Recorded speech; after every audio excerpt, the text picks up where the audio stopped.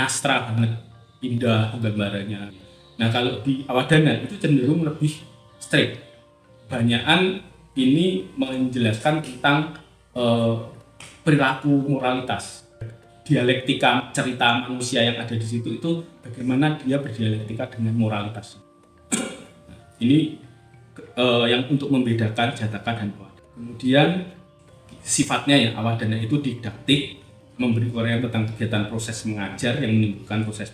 Jadi biasanya ceritanya perubahan manusia dari yang ya mirip novel gitulah, bukan berkembang gitu. Karakternya itu berkembang dari yang misalkan tidak tahu apa-apa tumbuh jadi orang yang makin baik misalkan. Atau setelah baik makin luar biasa lalu terjadi keruntuhan sehingga dia belajar dari kesalahan. Dan itu situasi latar belakangnya lebih kaya, lebih beragam, terus ceritanya kadang bisa lebih kompleks, panjang sekali. Nah, tokoh-tokohnya banyak. Kemudian tadi ya tentang moral. Kadang Buddha sendiri yang menjadi pengisahnya atau dia yang mengalami, bisa juga Buddha menceritakan Awadana ini tentang bukan kelahiran dia, tapi tiba-tiba lain atau murid-muridnya. Nah ini disampaikan biasanya dalam naratif yang praktis dan tidak menggunakan koleksi Jataka Mala ya, atau Jataka Mala itu artinya untaian cerita, untaian kisah yang biasa dijadikan referensi itu dari karya Arya Sura, Jataka kata itu yang dalam koleksi bahasa Pali, kemudian Divyadana ini, terus Awadana. Ini banyak teksnya ya di Satwadana Kalpalata. Jadi ini lain-lainnya ini Mahayana yang dibawa. Kemudian selain Arya Sura, penulis ya, ini nama penulis Arya Sura ini karyanya sangat. Nah ini letaknya ini di level 1, level 2. Jataka Awadana ini koleksinya di Candi Borobudur, letaknya di dinding Langkan atas. Langkan itu sisi kiri. Kalau kita masuk Borobudur itu kan dari arah timur, lalu kita belok ke kiri, menghadap ke kiri. Yang di sisi kiri kanan kita ini namanya Langkan, yang sebelah kanan kita namanya dinding.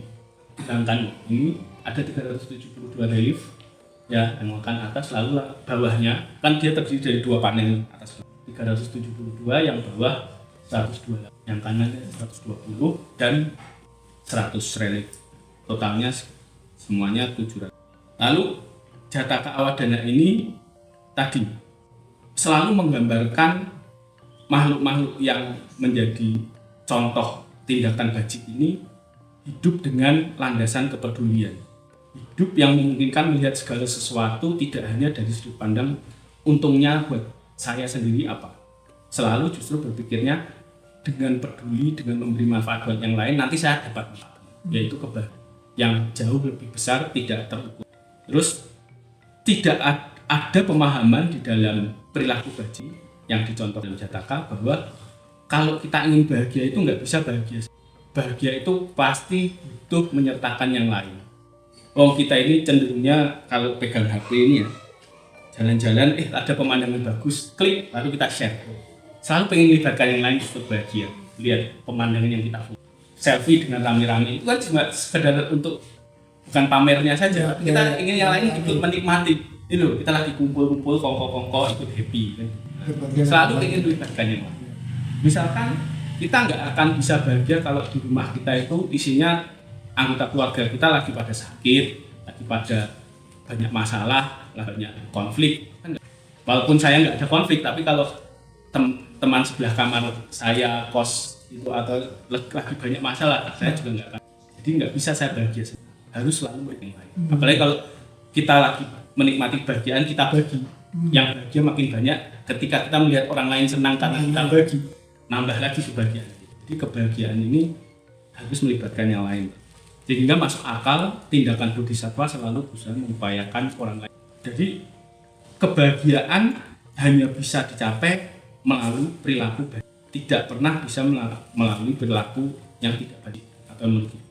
Ya mungkin kalau orang yang punya pemahaman seperti psikopat gitu misalkan, ya mungkin lain ceritanya. Dia hanya puas bahagia kalau bisa nyelakai yang lain. Tapi ini kan kondisi cacat, kondisi yang tidak normal. Manusia normal tidak akan.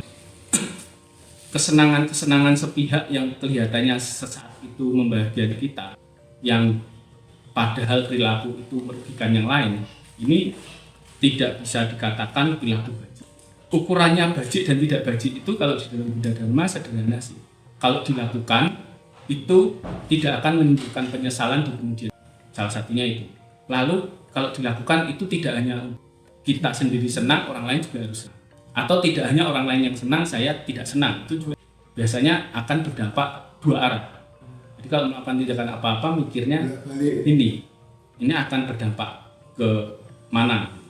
Semakin sering kita melakukan kebajikan ini, makin terampil nanti. Karena begitu melakukan kebaikan, kita akan punya pengetahuan. Kalau saya melakukan ini ternyata membahagiakannya sekian banyak. Ya, kalau saya modifikasi perbuatan bajik ini bisa lebih banyak lagi mungkin. Nah ini makin pinter kita melakukan kebajikan, makin terampil. Ini akan jadi pengetahuan yang kemudian akan nambah kapasitas kita untuk pinter lagi melakukan hal-hal bajik yang dampaknya lebih besar. Jadi misalkan kemudian itu yang membuat misalkan Buddha kok terlibat dengan para raja misalkan, menasehati para raja karena Buddha tahu kapasitas para raja ini kalau dia dituntun dengan bajik, para penguasa ini kalau dituntun dengan bajik dengan pengetahuan yang tepat, keputusan dia satu kebijakan saja taken itu akan bisa mensejahterakan seluruh. Makanya politik menjadi tidak alergi harusnya. Karena kalau politik diisi pengetahuan yang bajik bisa menjadi dampak yang bajik, yang baik banyak pihak.